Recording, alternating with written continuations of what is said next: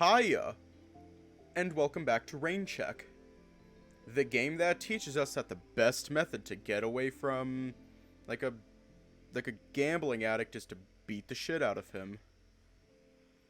Anyways, let's just hop right in.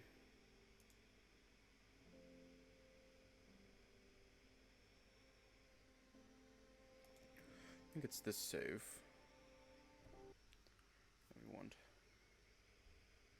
Wait, did we already read this? Yeah, I think we did.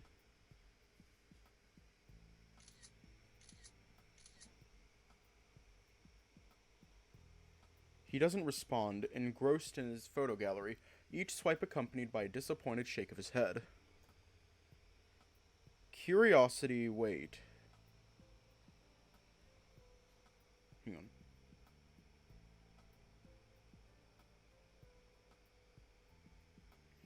Hang on. I don't know where the oh, right here. That's safe. Oh, fuck. Is he breathing? Oh, God. Are they okay? I approach the cat cautiously, unsure if he'll spring back up and pounce on me. I take a couple of steps forward, but my progress halts as soon as I notice the extent of the chaos I've created. Did I really do this? Hey! What the hell is going on here? Out of nowhere, a loud roar emanates from behind me, causing me to startle and almost jump. Let me turn up the thing on my microphone. There we go. As I turn around, I see the security guard marching towards me with surprising speed considering his build. There's also someone trailing right behind him, albeit at a much slower pace. Is that Rue? Oh god, this is awkward. Why do I keep running into him? Hi, bitch. You there. Stay where you are. Yeah, I'm lowering, I am never going to be happy with the sensitivity of my microphone. I am never going to be happy with it. His voice is firm and commanding. Why do I have a bad feeling about this? The security guard points at me as he fiddles with the radio on his shoulder and his other paw. I'm at the lounge. There's just two people. One looks like he's out cold. Do you need any assistance? The security guard fixates his attention on the still motionless cat. This is a code 30. Call the paramedics. I'll let you know in a moment. Copy that. After briefly alternating his gaze between the cat and me, the polar bear's focus settles on me. Right. So what the hell happened here? Honestly, I wish I knew. Everything happened so fast. There's so much I want to say, but I'm having trouble figuring out my words. Well, you see? I steal a glance at Rue, still off in the distance. He notices me and makes his way over. With surprising ease, Rue walks past the security guard, who remains unaware of his presence. Hoping to get an explanation from Rue, I make eye contact with him, but he immediately looks away, refusing to meet my questioning stare. Instead, he shifts his focus to the tattered cat behind me. Rue waves me over, completely disregarding Christopher's presence. Yes, I'm waiting. For the time being, I should probably disregard whatever Rue is attempting to show me. I look back at the polar bear, who's still waiting for an answer. Although I'm almost certain that the security guard has seen Rue, he doesn't appear to be reacting at all. Unexpectedly, Rue appears from behind me, whispering something so faint that only he and I can hear it. He attacked you, didn't he? My eyes widen from disbelief. How the hell did he figure that out? I haven't even said anything yet. All I can do is stare. Yeah, he did, but how did you know? I whisper back as quietly as possible, trying to match the same level of subtlety as Rue. Rue doesn't acknowledge my question. Instead, his attention is drawn back to the cat, as if he's looking for something. I stare as well and see small twitches of movement coming from the cat's tail.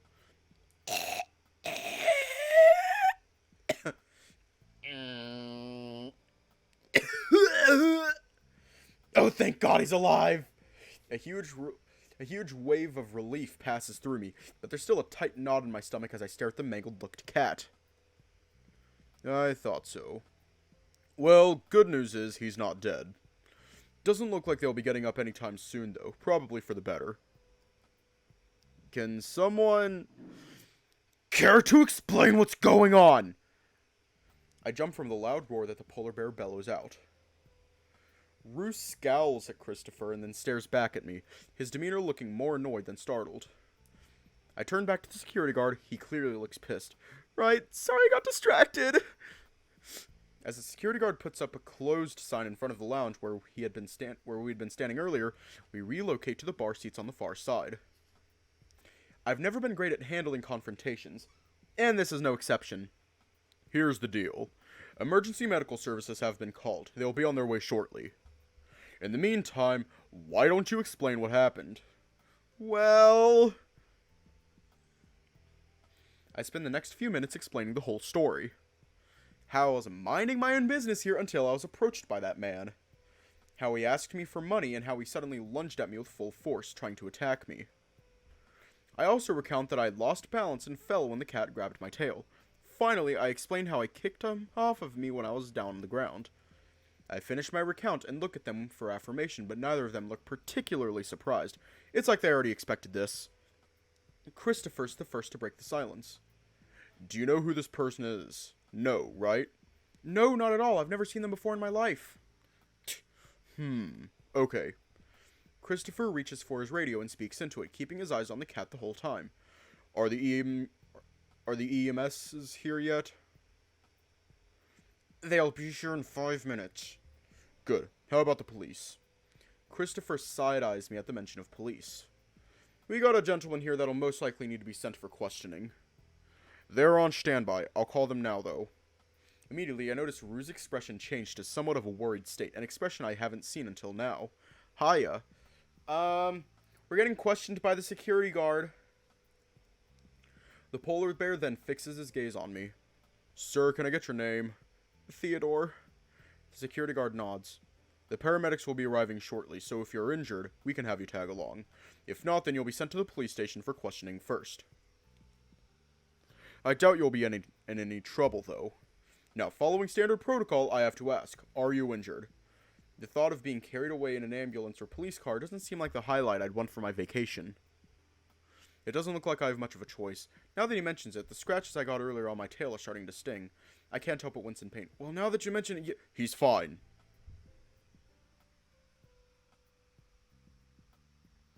Bitch, I'm more than capable of answering for myself, bitch. Bitch.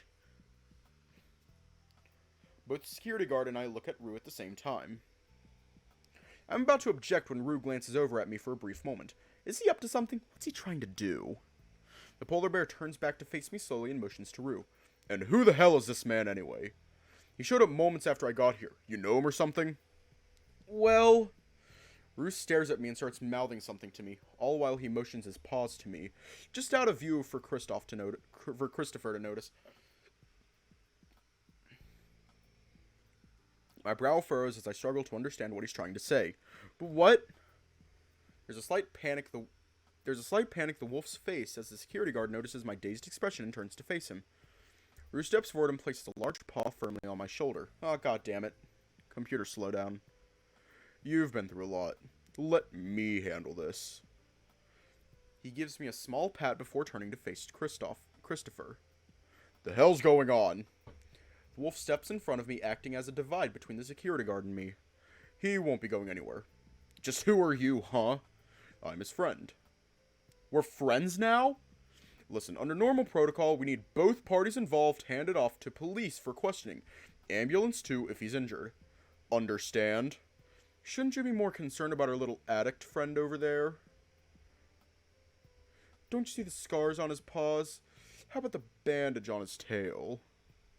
We all turn to check out the cat with the scars and bandage present like Rue had mentioned. Actually, I'm pretty sure I saw those earlier as well. Clearly a skeleton user. Skeleton? I don't think I've ever heard of that drug before. Wouldn't be good for business if people found out addicts were roaming about the hotel attacking patrons. Just like the last 2 times.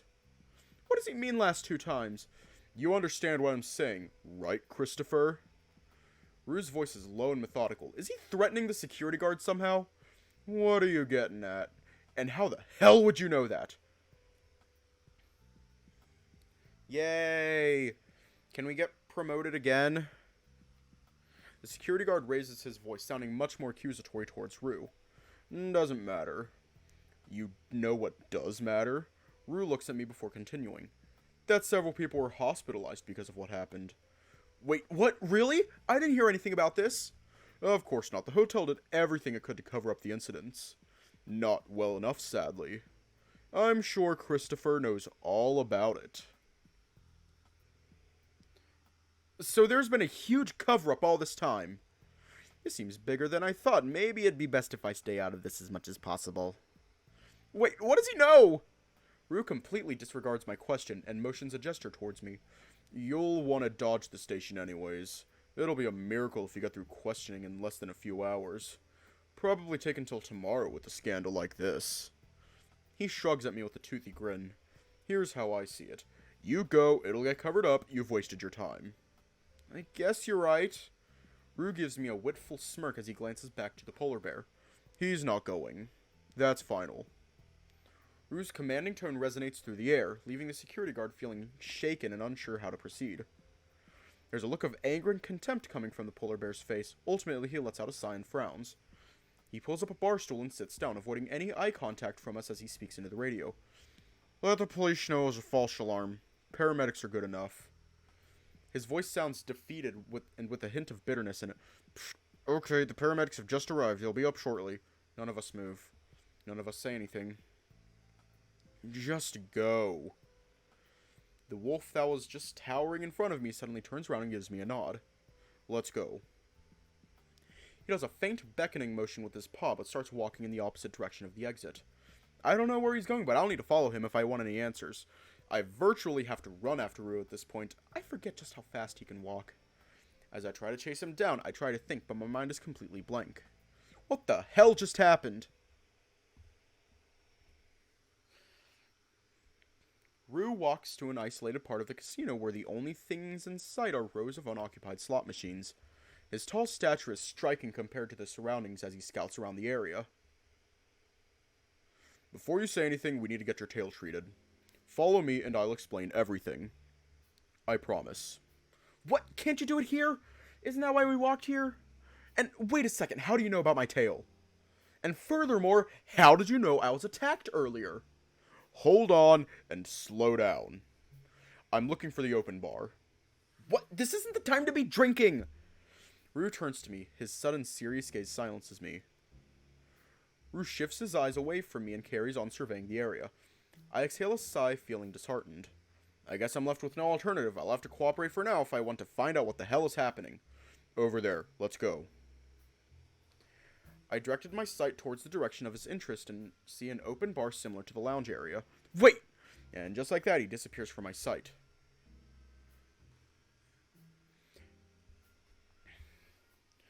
I approach the open bar and spot Rue standing in front of multiple drink dispensers on the counter. There are several drink names I don't recognize. The wolf operates the tap and fills a plastic cup halfway with a transparent amber liquid. How can someone be in the mood to drink at a time like this? Without hesitation, he snatches up a bunch of napkins from a nearby pile. He swiftly turns around and hands me the drink, surprising me. Hold this. Huh? I don't drink! Rue sets the cup back down on the counter when I fail to take the cup. It's only when he starts to dip the napkins into the cup that I realize what he's trying to do. Turn around. I do as I am instructed, preparing myself for the pain. He kneels down and brushes aside my fur on my tail, causing me to grimace from the sudden pain. I just realize how embarrassing this is. It's a good thing you can't see how flushed my face is right now. Rue applies the alcohol-soaked napkin to the scratches on my tail, gently holding it in place with his big sturdy paws. Ah! I wince from the sudden sting, my tail recoiling from the sharp pain, but he easily holds it in place. How does it look? Just surface-level scratches. Lucky you. The wolf places several unfolded napkins over my scratches, wrapping them carefully and securing them with a firm knot. All right there. As Rue stands back up, I pivot back to face him, while quickly checking on my tail. The makeshift bandage looks surprisingly sturdy. You wanted answers, right? Yes! What the hell is going on? Not here. Then where? My room, North Block. Something's off. Why does he want me to come to his room? There's an awkward pause as I try to think of what to say. But why your room? What do you mean? This is getting too weird. Maybe I should back out now, but how do I do it without being too obvious? My eyes dart to the exit and then back to Rue, unsure of what to do. After a long awkward pause, Rue speaks up slowly. Sorry. Now I know we've had pretty lighthearted interactions so far. I guess Rue caught on to what I was thinking. To be fair, I've been told I have a terrible poker face. So, if you're uncomfortable coming to my room... The wolf looks around and spots something off in the distance that catches his attention. I can explain it to you in the bathroom. Damn. His tone is a lot more gentler than it was a minute ago. Why does his behavior change all of a sudden? A place with privacy. Why does he need privacy? I'm still unsure why he can't tell me here. There's virtually no one around the bar here. Well, okay then. Where do we want to go? Rue's room or the bathroom?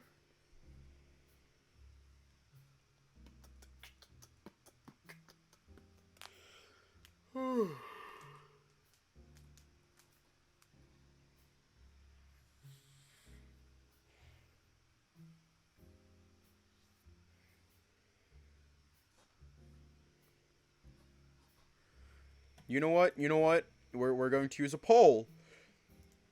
We're going to do a poll. New poll.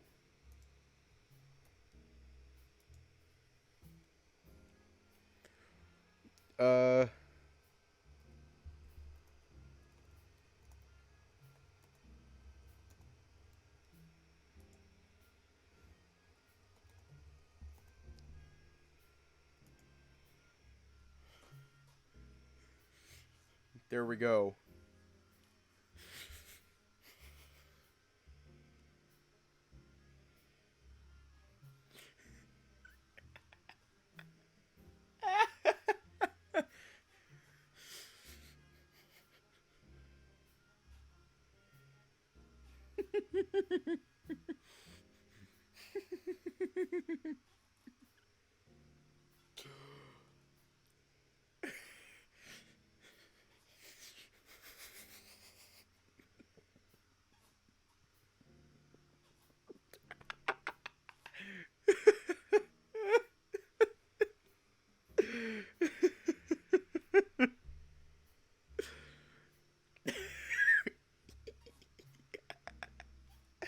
I might be biased.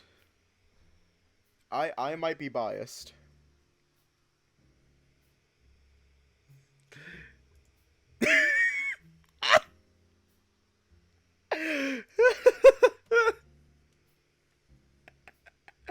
I might be biased. I seriously might be biased. I realize that if Rue really wanted to do something to me, he could have done it to me when he was outside my room. Yeah, it was pretty obvious. Yeah. Yeah, I might be biased. I might be biased. Yeah, no other reason. I swear there's no other reason. I'm serious. I am dead serious. I am serious. There is no other reason why we are choosing his room, his hotel room.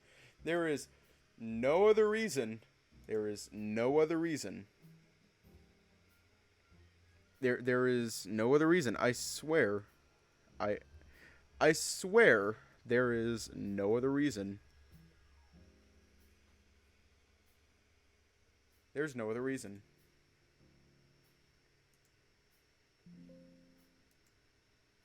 Should we just do the poll again? Oh no, he's hot! Should we just do the poll again?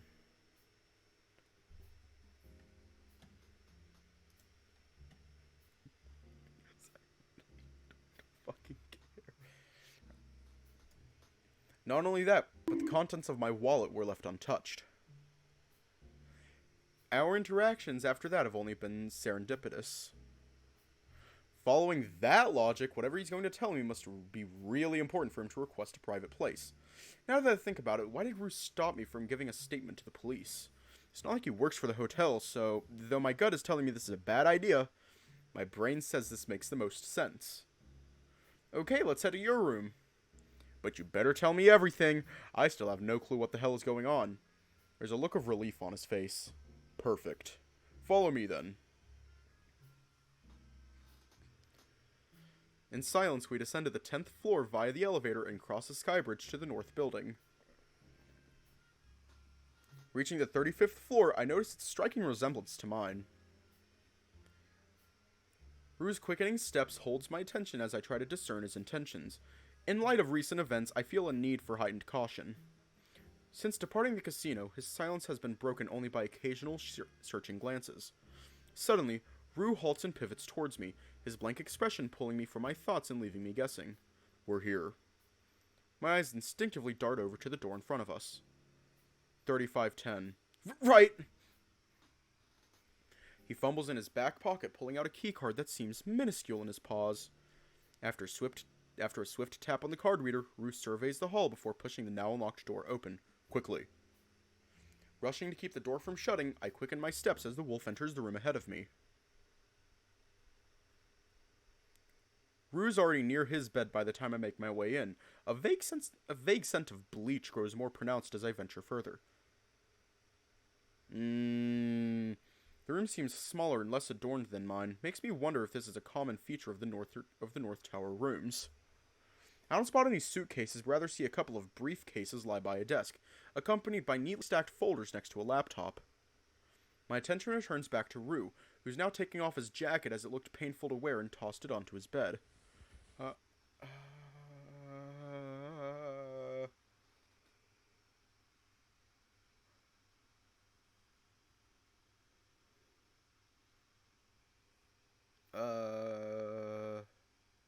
God, I hate wearing this thing. Oh no, he's hot! His attention goes from the jacket to me. Anyway, as his voice trails off, the silence that follows hangs heavy with tension, like a thick fog settling in the room. Let me explain.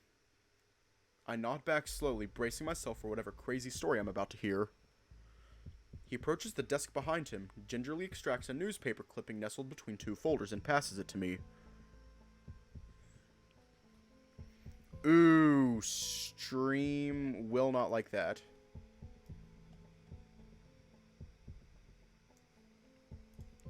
Accepting the paper, I instantly notice the numerous markings and circles on it. The specifics of the writing are unclear, but the headline is distinct, grabbing my attention. City Harbor engulfed, lone survivor emerges amidst vanishing crew. I shift my focus to study the rest of the clipping, particularly drawn to the date of publication. Wait, this happened over 2 years ago? I think I remember reading something about this, but I can't be sure.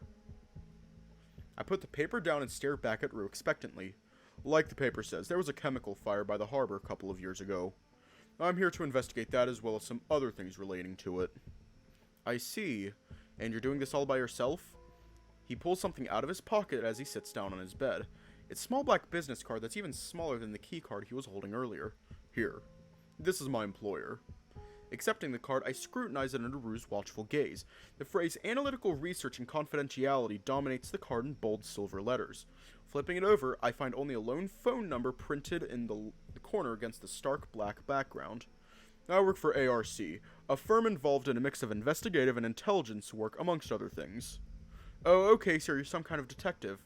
Private investigator. The revelation that his work is less sinister than I'd imagined brings a sigh of relief and a measure of relaxation. So, why this case then? I'm not at liberty to share the specifics. I'm simply here to gather information. Right, well then, I guess this is starting to make a bit more sense. Anyway, glad I ran into you up there. Your stunt almost blew my cover. What do you mean? I still don't understand why you did that. Why'd you cover for me back there? The wolf smirks and repositions himself, leaning back on the bed with his arms supporting him. You fucked up that cat, plain and simple. I suddenly feel embarrassed and my face heats up at his blunt remark. There's no way you would have avoided a trip to the station. Particularly with that hard-ass bear leading the charge. There's some venom in the way he said that. I guess, but how did you know I was attacked? Did you see it happen? Actually, no, I didn't. Call it an educated guess. I noticed that cat prowling around the casino earlier. He moved towards my poker table, then veered away unexpectedly. Plus, I don't like the way he's looking at me. You don't look like the violent type. You're soft. Rue stops mid-sentence with a cheeky smirk. Sophisticated. You were gonna call me soft, weren't you? I shoot Rue a disapproving glare, but he's too busy chuckling at his own joke to notice. Hey, this isn't funny, you know. I was just attacked. I gesture towards the hastily made bandage around my tail, grimacing as I attempt to move it. As he stares at my injury, his smirk gradually dissipates into a more stern look. I know, but you're fine, aren't you? I've seen plenty of guys your size, and I don't think any of them would have lost to someone like that. And what you do earlier? Punch him in the gut? My eyes shift from Rue to the floor. No! I was pinned down. So I kicked him off of me. Rue nods at me as if he had anticipated that very answer. Not bad. No, it is! I thought I almost killed someone! He scoffs at me, shaking his head. You can't kill someone with just a kick to the chest. I'm not sure if what he said is true, but I ignored it and press on with my questioning. Fine, but what does this matter to you, though? Why did you cover for me back there? It does, and it doesn't. Look, I know you're smart. The police here are not your friend. You only go to them with minor petty crimes, not assaults. My attention sharpens on him as I strive to comprehend the full implications of his words. I see, and why's that? Listen, I'm sure you remember the numerous instances of power abuse, corruption, and bribery over the past few years. Remember the Castleton incident last year? The rumor about the mayor hiring a hitman to kill his wife? Wait, what? Really? That sounds like something that would make headlines. I don't think I've ever heard of anything like that before. Figures. It got hushed up pretty quickly. Not surprising if you missed it. It made headlines once, but then it was quickly silenced. Heard a gag order was put in place by the police. Now that I think about it, there were several leads that pointed to Castleton's wife being murdered, but the police never followed up on any of them. Just sat around with their paws in their ass. Rue gives me a playful smirk and then shrugs. I'm certain it was the same police that helped the Grand Marine hide the recent attacks as well. Terrible, sure, but you get used to it when living here. That is terrible. Why isn't anyone doing anything about it? What are they gonna do? Call the police? He chuckles at his own question. I guess not. Do you live around these parts or something? Rue shifts his gaze away from me and looks out the window behind us. Used to, but I moved to the city next over around the time shit got bad. As for what happens here, I don't give a fuck. There's a bitter undertone to his words as he speaks. His attention snaps back to me and his unblinking gaze locks onto mine with an intense, unsettling focus. But what does matter is if you had gone down to the station. Believe me, if they had started interrogating you, they would have eventually found out about me somehow. Obviously, I can't afford to have any complications in keeping my presence hidden. So he can't have his cover blown. Is this investigation somehow related to the police? Okay, I guess that makes sense, but why not tell me this at the casino? Yeah, that's a fair question. I guess you still haven't caught on then. What do you mean? This city is riddled with undercover police informants, especially in sleazy places like the casino. We're lucky we didn't bump into any earlier, but still. Not to mention things being bugged with hidden mics and cameras in places you'd least expect it. I made sure to do a complete sweep of this room to ensure it's completely safe. He rises, retrieving the newspaper clipping from me. I trust you won't tell anyone about this. His tone softens noticeably. I hesitate, contemplating the seriousness of the information. Yeah. An awkward pause follows as I look at Rue, uncertain. So, what now? Go back to your room. Stay indoors. I'd recommend avoiding the casino for the rest of your stay here. I can't argue with his logic, but the thought of being alone and confined in my room for the rest of my trip isn't exactly thrilling. I frown at the idea of being on my own. After today's events, everything seems unsettling, especially considering the state of the city. I guess so, but it's a bit worrying being alone after all this. Here, scan this. He takes out his phone and flicks over to an app that displays a bunch of QR codes. It's time to drink water. Wolf taps on one of them and it quickly enlarges, It's time to drink covering water. the entire screen. This is a temporary proxy It's to time to contact drink me in water. case something happens. What's a temporary It's proxy time to and how drink does it water. work? Are you giving me your phone number or something? Rue shrugs, gesturing for me to take out my phone. Something like that. Don't know the specifics, but it's supposed to be more secure. Reaching for my phone, left on standby since the casino, I try to awaken the screen. Nothing. Ah, crap, the battery's dead. 1 second. He strides over to two briefcases on the floor, selecting the smaller one to place on the bed. I grow curious as he produces a coiled spring-like white cable. Then an unexpected knock on the door coincides with a vibration from Rue's phone in his paw. He squints at the small screen and mutters something to himself before turning back to me.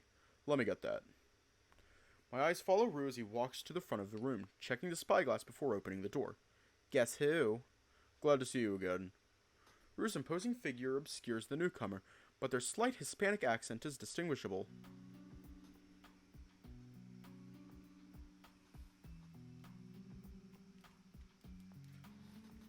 Rue walks in with a small fox in a large overcoat that's probably no higher than my shoulders. He's a lot shorter than most foxes I've seen. Traffic was crazy on the freeway, so I had to make a detour. His sentence cuts off as he hands something to Rue, his gaze suddenly locked on me. Another one? What did I say about inviting guys over during investigations? The fox, standing barely up to Rue's waist, chuckles at his own remark. He's cute, though. Which app did you use this time? He used Grindr. Wait, what? Huh? What the hell is this fox talking about? Rue scoffs, sending a sharp glare towards the fox before refocusing on me, quickly detecting the distress on my face. I didn't. Rue's voice sounds unamused with the fox's antics. Hang on. Hang on. Hold up.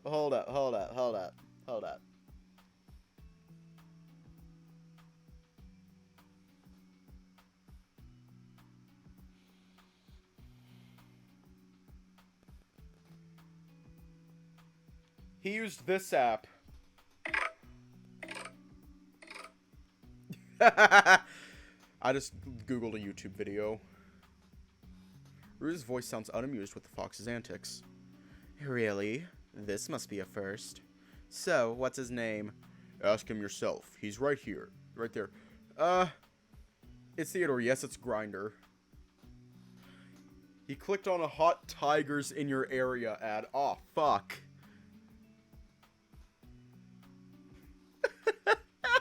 I made a mod. Once I made a mod. It was a couple months ago. I made a mod, an Ad Astra mod. It was literally based on a dream that I had had the night before.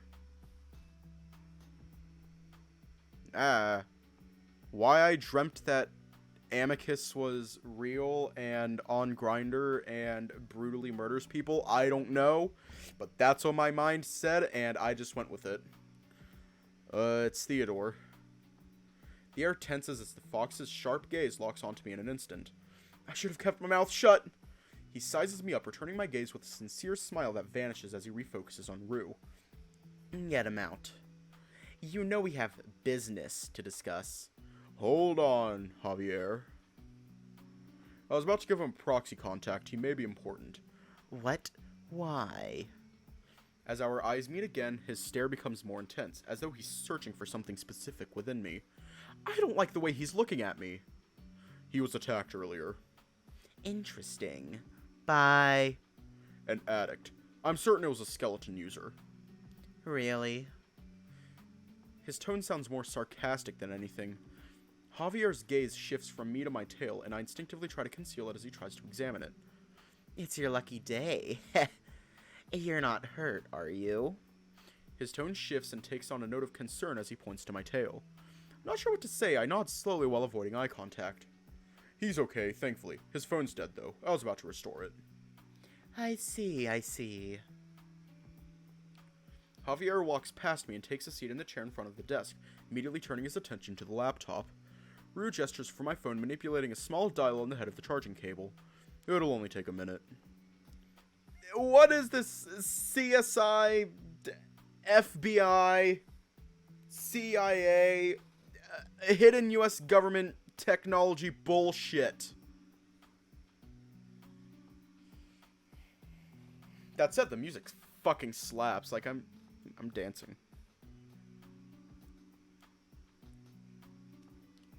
Like, I'm dancing right now. I'm just doing a little dance.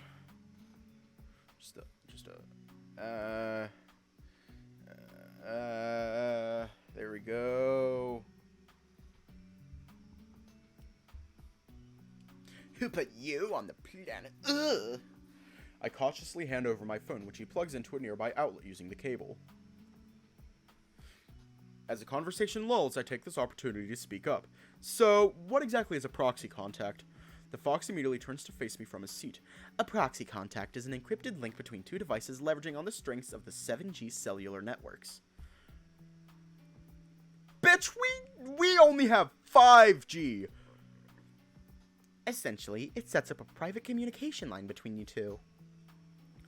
Though this link can be terminated by either party at any time due to the artificial general intelligence capabilities of 7G. The only drawback is that it will also terminate if both parties are too far away from the same nearest cell tower, since 7G signals cannot circumvent the near-far paradox without it. Should work fine within city limits. You're welcome. Bitch! The fox rattles off the information while nonchalantly tapping away at the laptop, as if the words are ingrained in their memory or expertly rehearsed. Rue and I look at each other before he speaks up. He's always like this. I'm about to ask something else, but my phone comes alive. Here. He hands me back my phone, with it being changed to a whopping 97% in just the past couple of minutes. My eyes widen in amazement. What the hell? That was fast! Graphene-embedded universal charging cable. Charges most phones to full in less than 5 minutes. You're welcome. Quit it. Okay. I need that phone charger. Rue, do you mind if I just steal that phone charger and never give it back because I'll use it forever? I try my best to ignore their exchange and unlock my phone and ready the camera app for the QR code. You good? Here. He extends forward a screen and I scan the QR code. My browser pops open briefly before returning back to the home screen, displaying a new solid back app. Press that to contact me. Do so if you're in danger or witness something odd. Okay, do you mind if I try it out now? Rue sighs, shooting me a mildly annoyed look, as if he's not looking forward to whatever is about to happen. Alright. I tap on the app, and Rue's phone immediately starts vibrating with such intensity that he struggles to muffle it with his paws. God. That only happens the first time the connection is established, so don't worry about that for you. There is also no way to disable that. Okay, noted. A quick glance at my phone reveals an unusual notification. Upon closer inspection, it's 2 unread text messages from earlier attached to any phone number. Hello everyone, and also am I. Hiya. It becomes clear they must have been sent when my phone had died and only just received upon its reboot. I tap on the alert to reveal the first message, an image slowly loading. I squint to my screen, unsure of what I'm looking at. My heart drops into my stomach and I nearly let out an audible cry. Rue notices my panicked state and stares at me concerningly. What is it? What the fuck?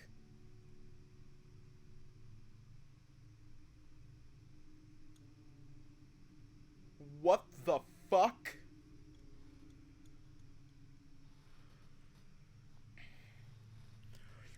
I thought it was something awful, but no, apparently it's this.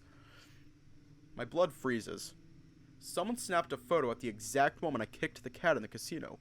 It's blurry, but the details are distinguishable. Could this be from one of those hidden cameras Rue mentioned? I hand over my phone to Rue, not wanting to look at the haunting image anymore. He reluctantly takes it from me and studies the screen. Oh my god. What the fuck? That's me. What? Confused, I get closer to Rue and we both look at the image on my phone. Look right there. On the far left. That's me. Rue points to the far left of the image where his blurry figure can be seen lurking near a corner of slot machines. Where the hell was this taken from? Javier comes back around and peers between the gap of Rue and I, trying to get a good look at my phone as Rue naturally lowers his arm for him. Let me see this. I have no idea. Ironic. Actually, do you mind sending this image to Rue? I'd like to take a closer look at it. Yeah, sure thing. I can do that right now. Rue hands me back my phone as I prepare to forward the image. I remember the other unread text. With some hesitation, I open it, unsure of what more could reveal. Good job. You will pick up your reward tomorrow night by yourself, or else. 10300 Iridescent Drive. My voice trails off. It feels like there's suddenly a lump in my throat. What? Indecent. Okay. My voice trembles, fixated on the cryptic message before me, unable to look away. I gave out a small defeated chuckle as tears start swelling from my eyes. All emotion drains from my body, leaving me feeling like an empty shell. There has to be some mistake. I sit down on the bed and swallow hard, fighting back the urge to throw up. All I want is to close my eyes and make everything go away. I'm at my limit. The room descends into unbearable silence as Javier and Rue exchange uneasy glances. Rue looks at me and speaks up after a long, drawn-out pause. Hey, you okay? I'm not sure why, but those words cut me deeply. I try to keep my composure, but it's getting harder. Nothing's been okay since I got here. I'm fine! That's what I wanted to say, but all I can manage is a weak whimper. Despite my efforts, tears start rolling down my face. I feel completely lost and overwhelmed, staring at nothing in particular. God, look what you did. He's crying now. Let me take over. The fox sits backwards on the chair and faces me. Don't worry, Theodore, was it? Rue and I will investigate this for you so you can rest easy. We'll make sure you're safe. And by we, I mean Rue will. What? We never agreed to this. We can't babysit him. He's a liability. No, he's an asset. I'll call Andrew later and let him know we have a potential lead with a civilian. You know what to do. Besides, he should show some compassion for once. You're one to talk. The wolf lets out a deep and extended sigh. Fine. Great. I also just looked up the address and it looks like it's on the edge of the city near the power plants. I'll do more research later, but until then, don't let him out of your sight. You remember the last time we had... Yes, I remember. Rue cuts off Javier, catching the fox off guard. Okay, well, in any case, Theodore, do you mind if I take your phone to do some message tracing? I extend my phone towards him, avoiding eye contact as he takes it from my outstretched paw. Javier turns to Rue as he makes his way towards the door. I need to do some extra preparations for tomorrow, but I'll be back later tonight to return his phone after I do some digging. Okay. We're fucked on a scale of 1 to 10, my friends. We're fucked.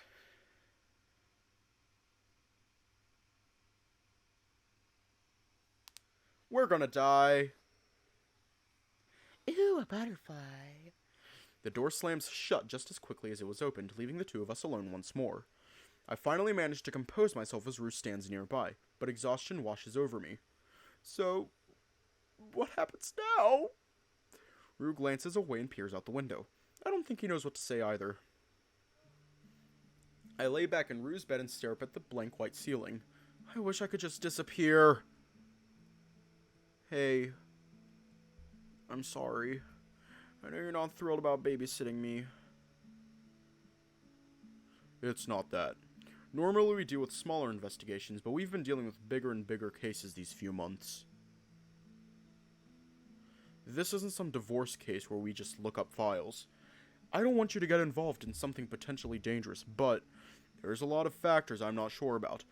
I'll pretend like nothing ever happened! I'll stay in my room and lock myself in the bathroom if I have to!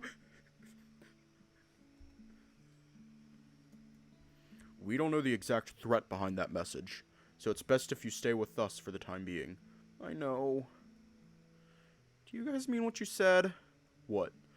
Am I really going to be fine? Yeah, we'll make sure nothing happens to you. I'll be sure to talk with Javier later tonight on how to proceed with tomorrow. Hearing that puts me at ease. I rest my eyes. You have nothing to worry about. I used to be a bodyguard, but even though I had to quit, my eyes grow heavy and I struggle to focus on his voice. His words meld together into a deep, calming murmur as I zone out.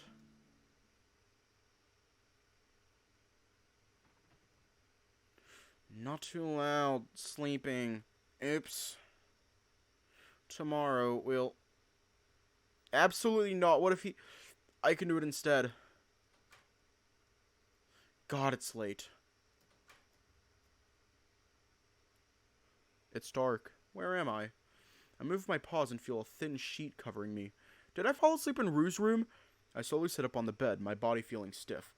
I instinctively search my body for my phone, intending to check the time before recalling that I had given it to Javier. I shift my focus to the room, giving my eyes time to adjust to the lack of light. No one seems to be here. Rue? My voice is meek and groggy. There's no reply. Curious, I nearly stumble out of bed and check the bathroom, but he's not there either. Where did he go? I return to the bedroom and decide to open the curtains. I can't see much besides the rain-drenched window, which obscures the cold glow of the ambient city lights glistening down below. What time is it? Walking over to the light switch, I flip it on, revealing an unaltered room, just as it was when I arrived earlier. Spotting the TV remote on the countertop, I pick it up and turn on the large flat-screen TV mounted in front of the bed. The TV turns on to a welcome screen for the hotel with the time boldly written in the corner. 11:45 p.m. Have I really been asleep for so long? Just then I hear a mechanical click followed by the sound of the door handle turning. Can't make it out at first, but then I recognize the shape of their body as they make their way in. It's Rue! Hey. He spots me next to the TV and approaches me with a surprised look on his face. There's a brown bag in his paw that he extends out to me. How long have you been up? Not long at all. I just woke up and wanted to check the time. Right. Here, if you're hungry. He sets the bag on top of the counter, water dripping from it as he does so. Thanks. Don't mention it.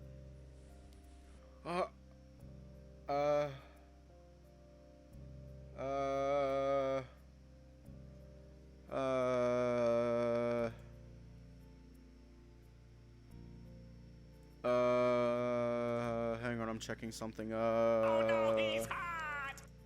Oh no, he's hot! He's very hot. Oh no, he's hot! You know what? You know what? Hang on, let me just... Oh no, he's hot! Why did that activate too? But no, just... Oh no, he's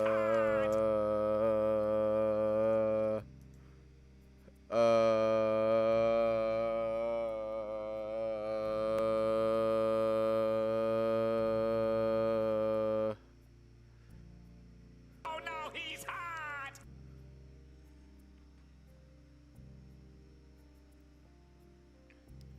Oh no, he's hot!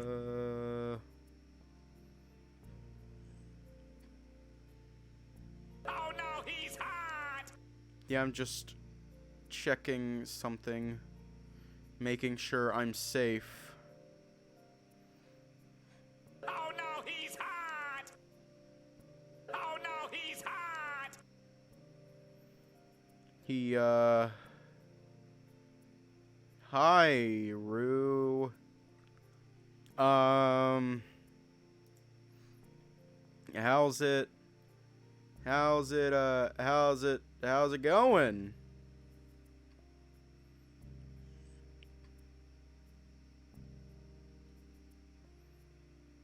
How's it going? He suddenly takes off his shirt, the fabric sticking to him as he does. I wasn't expecting that. I knew he was toned, but damn! God, I need a shower. This is what I get for leaving my jacket here. He chucks the wet shirt into the bathroom. Your phone's over there, by the way. Let me get it for you. He points to a small black plastic container on top of the desk next to his laptop. I watch as he enters a code on the front of the container, opens the lid, and hands my phone back to me. We couldn't find anything out from the messages. Whoever sent those to you knew how to stay hidden. You can ask Javier tomorrow about the details if you want. He stops and looks at me more carefully. Speaking of which, we're going to scout out that address tomorrow morning and see how we should proceed from there. Javier and I both agree that this is some kind of trap, so it's best to go early. We need you to come along with us too. Me? But I don't know what... Relax, it's better to have you in our sights in case anything goes wrong. We're not planning on doing anything crazy. Okay, I guess that makes sense. One more thing. As you probably know, Cypress is scheduled for a late afternoon appearance tomorrow, so we'll need to get to the convention hall an hour before the scheduled time. Why so early? I got the convention pass that lets us in. We need to see how they set up.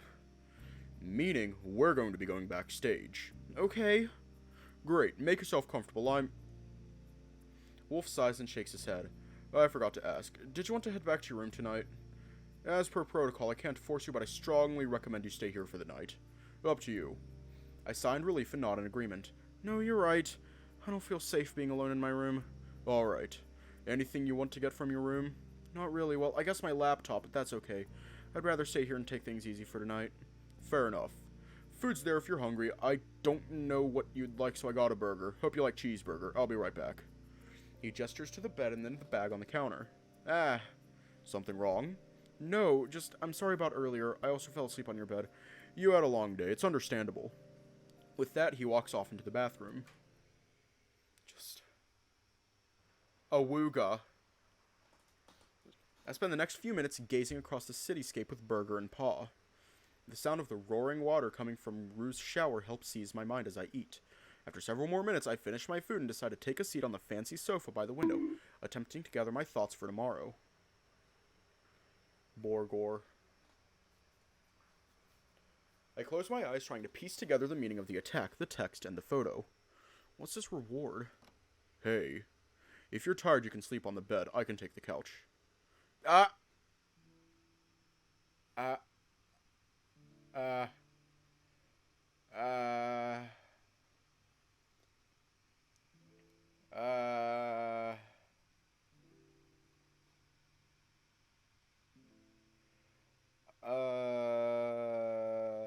no, he's We hot. should be fine.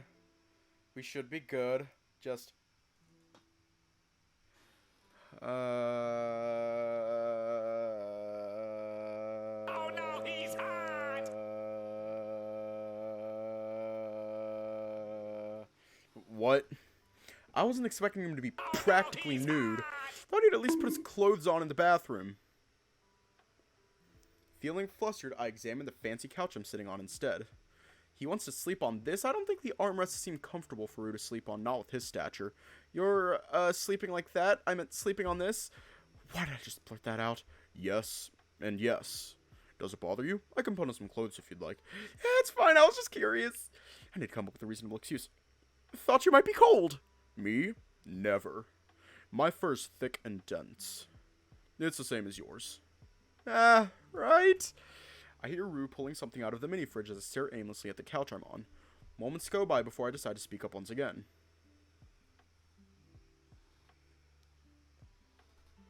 Say, I've been thinking about tomorrow. Lay it on me. It's nothing specific. I'm just trying to understand what all of this could mean. You and me both. It'll be okay. You know I used to be a bodyguard. Huh? Really? Yeah. It didn't last long, though. Why not? I did my job too well. I may have gotten fired due to excessive force. Oh, wow. What did you do? May or may not have thrown someone into the dumpster. I can't help but grin a bit with how silly that sounds. Point is, you'll be fine. Promise. He looks over the now empty food bag and gives me a look. Now get up, you're in my spot. You can go clean up in the bathroom. I'm going to sleep. We got a long day tomorrow. Good night. Oh, good night. As I switch places with Rue, he passes me the clean towel with his paw. I opt not to take a shower, instead deciding to take off my clothes and freshen up with the towel instead. I hope Rue doesn't mind.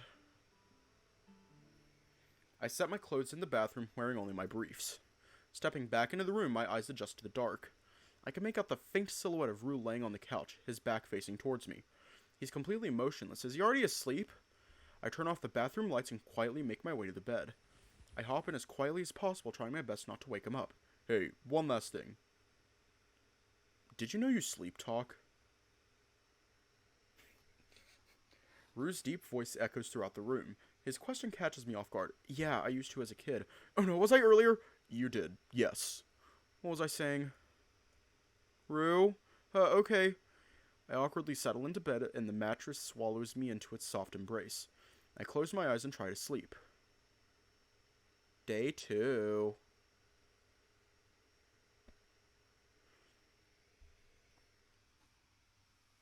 Hang on, I'm gonna check something real quick.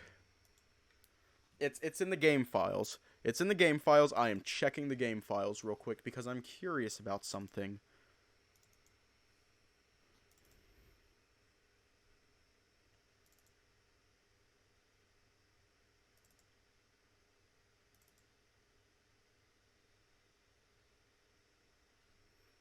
Should we just, like, do the entire goddamn thing tonight? Or save it for tomorrow?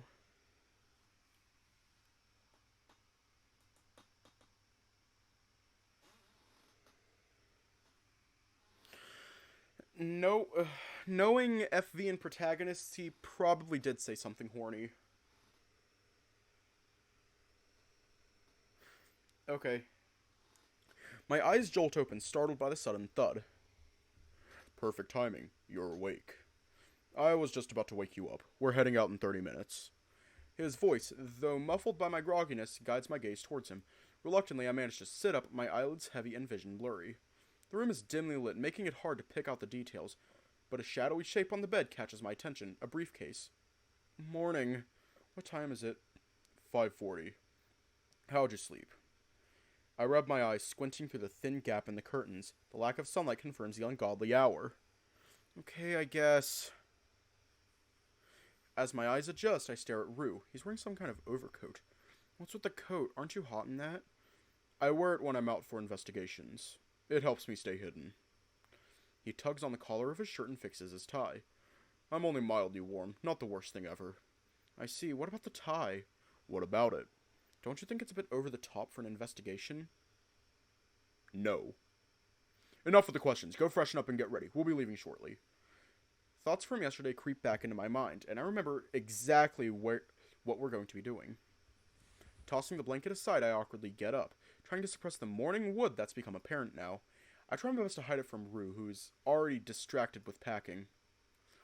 I merely nod an affirmation as I walk past him and stumble my way to the blindingly bright bathroom. It takes a bit for my eyes to adjust before I can find the sink. I turn on the tap and stare at myself in the mirror. I look like a mess. As I splash cold water on my face, I'm reminded of yesterday's events. My wallet, the assault, the cryptic messages, and the embarrassing realization that I passed out here. Everything's going to be okay. Hopefully. I turn off the tap and am about to exit the bathroom when I see Rue standing outside waiting for me. With a briefcase in one paw and an umbrella in the other, he looks ready to depart. Are we leaving now? He nods. We'd better. Javier is waiting for us downstairs. As I pick up a towel to dry my paws, Rue speaks up again after a moment of pause. By the way, about yesterday. Who's Coulson? The sudden mention of the name catches me off guard. I haven't heard that name in years. Coulson? You were muttering their name last night. Hiya. Did I? Crap. My face is flushed and I quickly look away, trying to act as nonchalant as possible. They were, a friend. My voice cracks just as I'm about to finish my sentence. Is that so? Well, it's none of my business. Just curious. His line of questioning reminds me of what he mentioned last night. Oh yeah, why'd you bring up sleep talking last night? It's actually related to this. You spoke another name yesterday when you passed out on my bed. Maxwell? Another one of your friends? I wince at the mention of that name, my head looking down at the ground to avoid eye contact. No. That was my father. Was? I see. He mutters something to himself before he speaks up once more. Well, just keep that in mind. You might unknowingly reveal something personal. You know what I mean? I nod back, and now I'm wondering if I said anything else last night. I didn't say anything revealing last night, did I? His chuckle is gentle, as if trying to lighten the mood. He waves a paw dismissively, then gestures toward the hotel room door. Now I'll be waiting for you in the hallway. Oof. The elevator ride down is unsurprisingly fast, given that it's still early in the morning. Rue is preoccupied with adjusting straps on the sleeves of his overcoat. He's even bulkier with that coat on, it's so cumbersome. We arrive at the lobby, exit through a separate set of doors, and reach the hotel driveway. I follow Rue's lead as he points to a black sedan with heavily tinted windows situated on the opposite side of the parking lot. I wonder why my cab driver didn't pull up here yesterday. It's just around the corner from the street entrance. As we walk over, the driver's side window rolls down and the same fox from yesterday reveals himself. A fine morning to the gentleman. And Rue. Rue scoffs back, looking unimpressed. We're lucky. It doesn't seem to be raining. Yet. The wolf gets into the front passenger seat, leaving the back completely free for me. The fox takes out his phone and punches something in it before driving off. Give Theodore the rundown. Sure, let's see. Well, today's definitely interesting. First stop is Iridescent Drive. After that, we'll head back for Cyprus. And if time permits, we'll check out another site. I'll explain more of what we'll be doing once we get there. My attention bounces from Javier to Rue. The height difference between them is striking. Rue has to bend slightly forward to prevent his head from hitting the roof, while Javier's head is barely on the headrest. I stare out the side window, seeing the buildings slide by like a carousel as we speed down the deserted morning streets. So, Theodore, I tried to trace the origin of those messages, but came up short. Whoever sent them didn't want to be found. They knew what they were doing. My paws curl tighter around the edge of my seat. That being said, this could all still be a bluff, and it might not be serious at all. Wait, how'd you get into my messages? I don't remember giving you my passcode. Oh, I didn't need it. I just simply pinged a single... Javier noises. Clever, it's child's play, really. You lost me at multi-tool. He hacked into your phone, more or less. Hey! You're grossly oversimplifying the mechanisms at work here. Just drive. The fox mutters something under his breath, a grumble of discontent. Eventually, the silence returns, and with it the feeling of unease starts to churn within. Hey, I brought some tortas if you guys are hungry. My stomach growls from the mention of food. He offers a bag from the center console over to Rue, who declines, and then passes the bag over to me instead. I take the plastic bag and take a torta out and inspect it. It's a lot heavier than I thought. Tortas? It's a kind of sandwich. You don't have any allergies, do you? These are somewhat spicy. No, I should be fine. Left!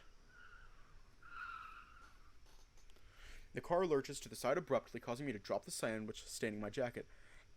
Ah! Pendle! Javier wrestles with the steering wheel, maneuvering the car around an intersection and swerving past a blurry figure. A resonating thump vibrates through the vehicle, violently shaking us in our seats. Fucking hell! I manage to fasten myself to my seat and regain balance as the car stabilizes and comes to a stop. What the hell just happened? Did we just hit someone? Glancing behind, I see a figure sprawled on the street, with lengthy black skid marks trailing over the curb and sidewalk to where we are now. No, I swerved around them at the last second, luckily. They're getting back up. They'll be fine. The fox examines his side view mirror and nods. Yeah, let's not waste any more time. What? We're just going to leave? Are we all good? I'm fine, I guess. Me too. Then we're leaving. Isn't this a miss and run, though? Not when they jump out from the sidewalk. They were either on something or that was the saddest attempt at insurance fraud I've seen in all my life.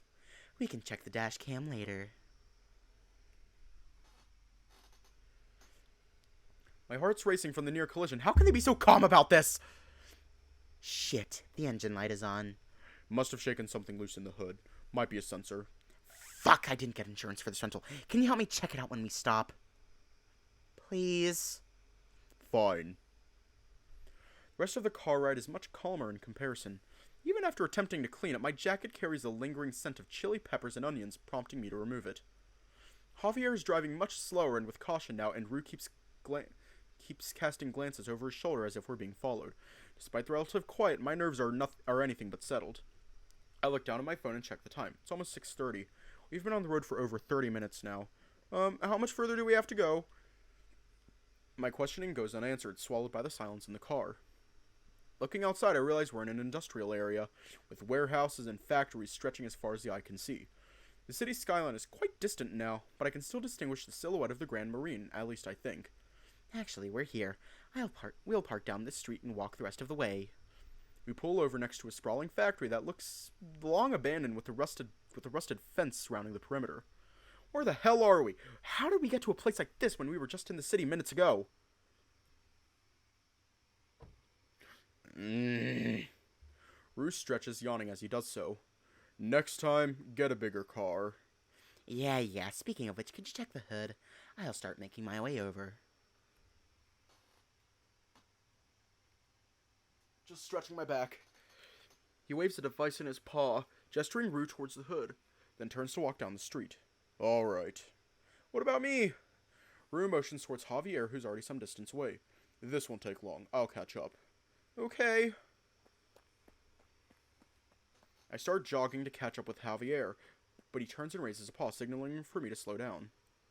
Try to be more discreet, please. I ease my sprint into a steady walk, gradually catching up to him. For a man of his size, Javier certainly moves quickly. Or maybe it's just me who's slow. Silence envelops us as we stroll down the dimly lit road, the fox's gaze ahead unwavering. Eventually, we come to a halt before a towering rusted gate. Beyond it, an imposing power plant looms, flanked by a large warehouse.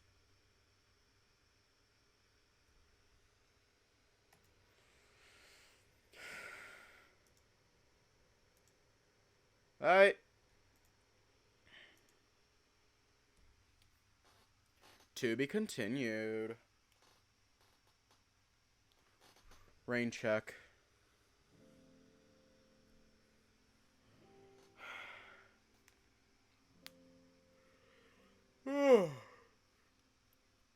Yeah.